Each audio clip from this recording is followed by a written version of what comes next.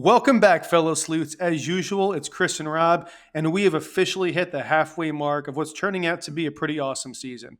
But before we go any further, let's take a moment to remember another fallen member of the town, the very likable and always positive Dale, who is continuing to support the town in the most concrete way possible. Honestly, I don't think it could have happened to a nicer guy. Very well said, Chris. Thank you for that. But let's jump right into the deep end of the pool and discuss the events of episode 5, starting with the long awaited town meeting. And we're going to start there because we know some of the fan base has been clamoring for this since the show began. And honestly, it went about as well as most of us figured it would. When you put a group of desperate people together in a room, this should not come as a shock because we've seen this before. After the Colony House massacre, when they needed to share space, and again when food was low and a mob tried to raid Tien Chen's reserves.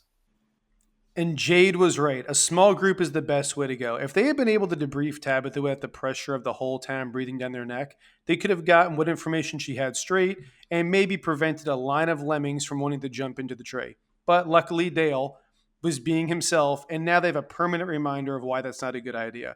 Because without a doubt, if Dale had landed somewhere out of sight, dozens more would have followed suit. Absolutely. But Dale's death did provide us a little more about the tree system.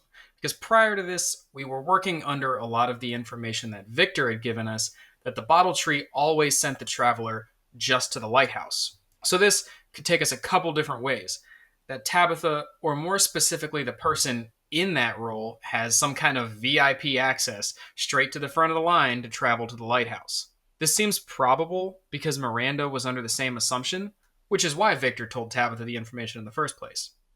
However, we probably won't see Tabitha try again, especially after seeing what happened to Dale. Or the boy in white assisted her getting both in and out of Fromville.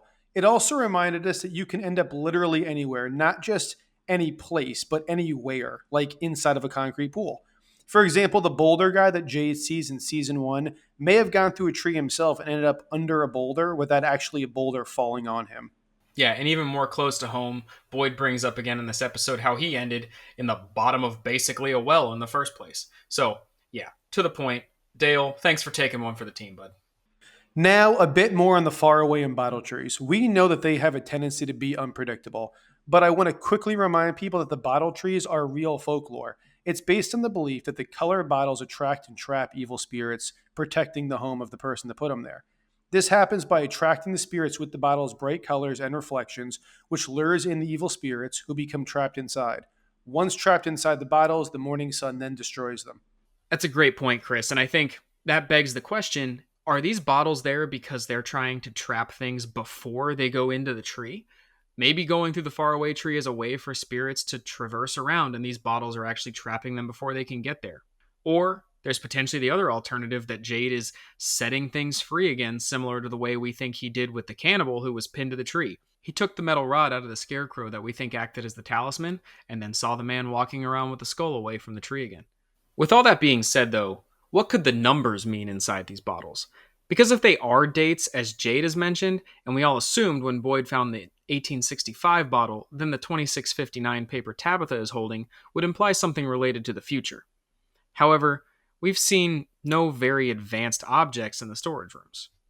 We have also heard the idea that they could be dates in a month, day, year sequence. So 2659 would mean February 6th, the year 59, 17, 18, 19, or now 2059, which could be true, but it would mean that there are no papers with dates after September 9th, since it would require more than 4 digits to make that number. With that said, these numbers could represent anything from coordinates in town to the motel room numbers, and we really won't know what they are until Jay gets a chance to sit down and Rain Man these numbers back in town. Now, on a much more emotional note, we do finally get to see the reunion between Henry and Victor, and it definitely did not disappoint. It was great that we saw how both men were concerned about not being what the other remembered. It ended up being a great scene, and both actors really sold the moment perfectly. We won't lie, we may have had something in our eye a little bit afterwards. But Henry does bring up a new perspective to the town, looking at things through fresh eyes. We can see him taking everything in as he walks through town and even calls out the motel not being there, which we're willing to bet that about 25% of you didn't notice until he said something in this episode. In regards to the missing motel, the only thing we know is there used to be a Star Magic sign that we saw during Victor's flashbacks that's no longer there. We also don't see any debris on the floor, which is odd because it seems unlikely anyone cleaned it up, and the Fromville HOA doesn't seem all that strict based on how the rest of the town looks. The only other reference that we get to the motel is during Dinah's first conversation with Tabitha, when she says that her sister and her passed the motel on their drive home, but they didn't stop because her sister didn't want the deer to spoil. Does it connect? Who knows? But we wanted to make sure that you had all the relevant information when thinking about the motel. However, a more far fetched idea that rattles around in my mind is the town is the motel, a place where people stop during a long journey until they're ready to move on to their destination. It's also worth mentioning the infinite hotel paradox, which in short demonstrated that a fully occupied hotel with infinitely many rooms may still accommodate additional guests, even infinitely many of them, and this process may repeat an infinite amount of times. Again, this stuff is abstract and may cause headaches, but I still think it's interesting and worth checking out for yourself.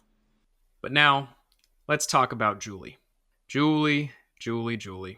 This poor kid has had to grow up at lightning speed, and it's clear that whatever happened to her when she was under the evil's influence is just chipping away at her. And so much so that she starts self medicating from Fatima's stash. She does share with Elgin, which is very nice, but through this experience, they started to explore down in the basement. They found some cool retro clothes, had some fun, but they did stumble upon this instant camera, something that the town hasn't really had until now, which could potentially help them find solutions about the place. So, will the picture that Elgin's playing keep away with show something other than just Julie? Maybe the evil following her, or maybe we see what's been screaming in her head this whole time.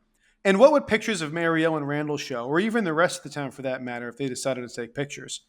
We may assume that it's just the three of them who had been affected, but everyone in town could potentially have a paranormal attachment, like maybe Fatima, or would a photo of Boyd show Father Kadri behind him? But that will do it for this episode. As usual, we want to hear your thoughts, and if you have a topic we didn't cover, drop it in the comments so we can discuss it. And if you like what we're doing, let us and the algorithm know by liking and subscribing. It helps out the channel, and we really appreciate it. But until next time, stay sleuthy.